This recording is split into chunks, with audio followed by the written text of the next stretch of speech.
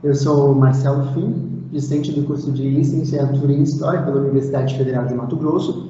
Vou fazer uma apresentação referente à matéria de Ocidente e Oriente no Tempo Presente, ministrada pelo docente Cândido Moreira Rodrigues, e o tema do meu trabalho é uma breve história da República Popular da China. Começo pela introdução, claro, ao texto do Lawrence Richler, que vou destacar aqui 3 pontos principais do autor. Primeiro, é o Partido Comunista Chinês, que foi ambicioso em todos os seus projetos, estavam dispostos a pagar o preço que fosse necessário, mesmo que vidas tivessem que ser perdidas. Esse é um destaque do autor. Outro grande destaque é o presidente Mao Tse-tung, que foi o líder da Revolução Chinesa e foi arquiteto e fundador da República Popular da China, governando o país desde a sua criação em 1949 à sua morte em 1976.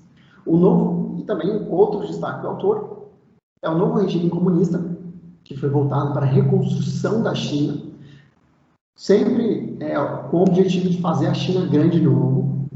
Eles estavam passando por fortes crises financeiras, com um grande crescimento, e logo em seguida, o grande crescimento do país, o milagre econômico do país, que por parte do Partido Comunista Chinês tinha o objetivo de atender o pedido de grande parte da população, com a reforma agrária, controle pelo Estado da economia, e a inflação que estava em alta quando o Partido Comunista Chinês assumiu e depois não abriu mão do controle do país. 3 destaques principais dentro do novo regime era a reforma agrária, controle do Estado na economia e a inflação que estava em alta quando o partido assumiu. 3 grandes destaques para 3 temas principais citados pelo autor. Logo em seguida, eu quero explicar os argumentos principais que eu acho que são fundamentais dentro do texto do autor. O presidente Mao Tse-tung teve grande destaque com medidas duras, sem ressentimento, que eram adotadas pelo Partido Comunista Chinês, que esteve sempre firme em estabelecer o controle central sobre os territórios da China. Eles queriam ter o controle de tudo na palma das mãos, e conseguiram. O triunfo do partido de Mao Tse-tung, conseguindo grande estabilidade do país, eles conseguiram isso. O controle econômico da China, eles também conseguiram, mesmo com a crise do grande salto em frente e a revolução cultural. O grande salto em frente à revolução cultural, eles conseguiram fazer a China grande de novo, né? Que era o objetivo deles desde o começo. Mao e a República Popular da China. Mao Tse-tung tornou-se a própria pedra angular da República Popular da China. Primeiro, com a vitória da guerra contra os exércitos japoneses durante a Segunda Guerra Mundial, e em seguida, a vitória da guerra contra o seu arqui-inimigo, Chiang Kai-shek. Desculpa se eu tiver falado errado, não. Consideram o Mao a um enorme prestígio. Depois que ele conseguiu esses 2 objetivos, consideraram ele como um grande líder naquela época. O nacionalismo da República Popular da China é fomentado por um crescimento do PIB, aliado à crescente assertiva militar do Partido Comunista. Logo depois desse grande salto da economia, intercâmbios acadêmicos começaram a ser realizados e a cooperação de estudiosos chineses com colegas estrangeiros virou assunto frequente, enriquecendo o conhecimento de todo mundo no campo, né?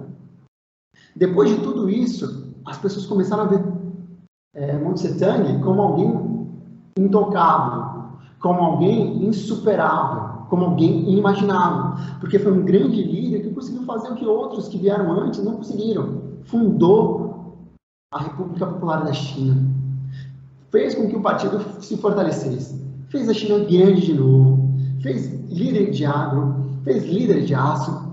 Ele conseguiu fazer coisas dentro da sua ditadura, muitos acreditam, inimagináveis naquela época. O controle do Partido Comunista também é algo que ganha muito destaque do autor. O Partido Comunista é pelo menos parcialmente responsável pelas piores crises de fome no fim da década de 50. E que dezenas de milhões de pessoas pereceram, morreram. Houve a Revolução Cultural, sem precedentes, que deixou milhões de mortes e dezenas de milhões de pessoas deslocadas, com a vida interrompida e muitas vezes destruída. Eles estavam muito com o objetivo de fazer a China grande de novo, mesmo que vidas tivessem que ser perdidas com fome, sem tempo para descansar, por causa do trabalho, sem tempo de ver a família, e milhões de vidas foram perdidas nesse momento com o objetivo de fazer a China grande de novo. Por outro lado, a inegáveis êxitos como um milagre econômico que, em 30 anos, catapultou a IPC de um país de terceiro mundo, no fim de 1970, a um gigante econômico cujo produto interno bruto só perde para os Estados Unidos. Foi um milagre econômico que ninguém imaginava, que ninguém esperava acontecer. A China é, em suma, uma terra muito complexa, onde múltiplas realidades operam sob uma fachada de Estado-nação unificado, em um aspecto. Porém, o Partido Comunista tem sido extremamente bem-sucedido, quase sem sofrer qualquer derrota, no campo da propaganda.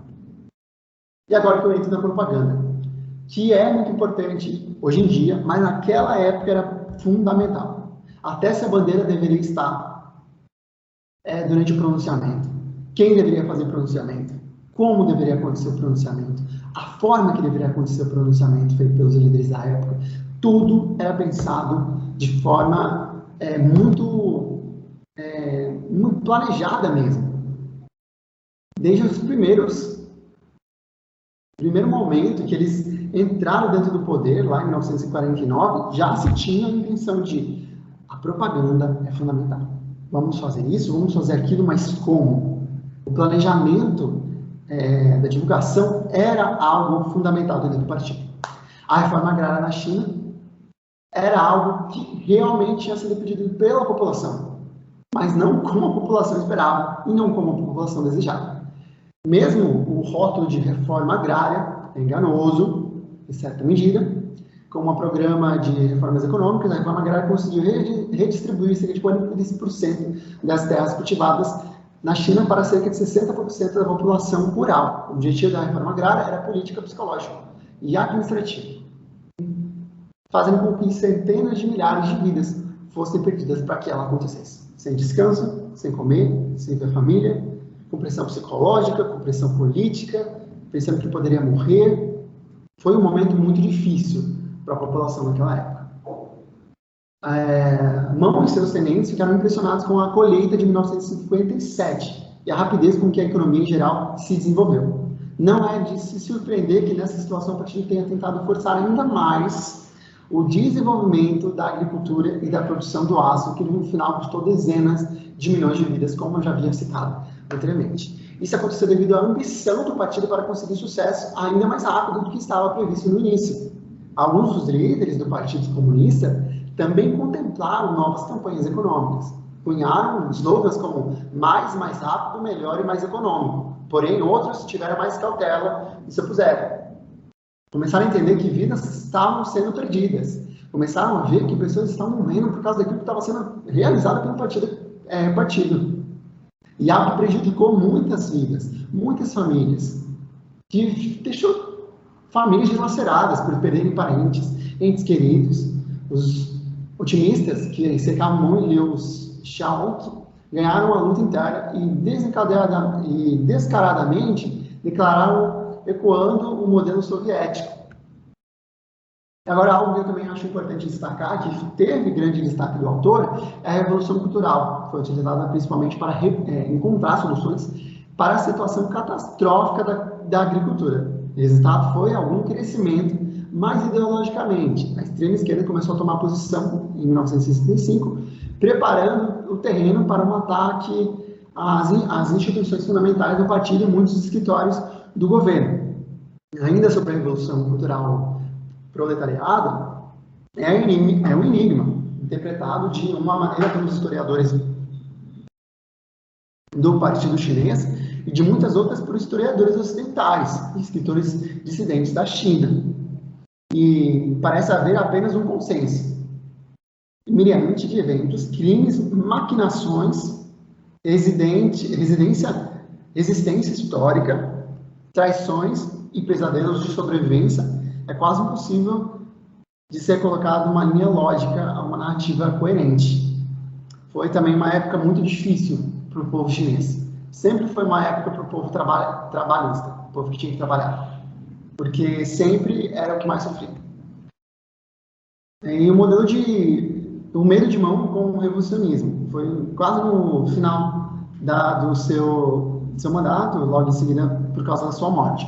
O medo de mão era tão grande referente ao revisionismo, teria seu epicentro na União Soviética de Khrushchev, quando da igualmente perigosa Revolução Pacífica, uma solução que os Estados Unidos preferiram para a China, levou a declarar guerra contra seus tenentes mais confiáveis, como havia acontecido anteriormente com Peng Dehuai, o ministro da Defesa demitido durante o Grande Salto Diante e exilado logo em seguida, porque tomou partido contra algumas atitudes que ele estava tomando. A fim de lidar com estas, Mao tentou intensificar o chamado movimento de educação socialista, o qual foi criado um documento que deixou claro o objetivo desse momento, que era se retificar pessoas que estavam em posição de autoridade do partido, que estavam pegando o controle, a estrada para o capitalismo. E esse aliar-se aos Estados Unidos de novo é medo de que outros pudessem tomar o controle do país que ele deu sangue, que ele realmente foi atrás, que fez de tudo pelo país. Foi o medo que fez ele se aliar aos Estados Unidos durante o período de aproximação dos Estados Unidos, que foi em 1971. Mas havia lançado uma iniciativa que teve grandes consequências, as quais perduraram 40 anos depois. Ele decidiu se aproximar dos Estados Unidos em uma tentativa de unir-se ao inimigo que estava longe contra o inimigo que estava perto, a União Soviética. Vamos nos aliar aos Estados Unidos, porque eles podem nos ajudar, porque eles podem nos proteger, porque eles podem realmente estar ao nosso lado. Os Estados Unidos, sob o comando de Nixon, estavam bastante dispostos a aceitar a proposta de Mao. E a visita de Nixon a Pequim, em fevereiro de 1972, abriu novos caminhos para a China no domínio da diplomacia e, mais tarde, o campo econômico. Uma consequência dessa nova amizade foi a admissão da China no Conselho de Segurança das Nações Unidas, qual até então Taiwan havia sido membro permanente. Tudo, claro, sempre com o objetivo de continuar grande, de continuar forte, de continuar no domínio do país. Considerações finais. Loren Witcher, autor de uma breve história da República Popular da China, referente ao livro A Experiência Nacional, Identidades e Conceitos de Nação na África, Ásia, Europa e nas Américas, exemplifica uma trajetória de Mao Tse-tung, líder comunista, ditador e revolucionário chinês, da fundação do Partido Comunista Chinês, fundação da República Popular da China, as estratégias militares, controle econômico do país, reforma agrária, entre outros temas fundamentais para descrever a antiga China. Agradeço pela atenção e essa foi minha apresentação referente ao tema informado anteriormente. Obrigado pela atenção.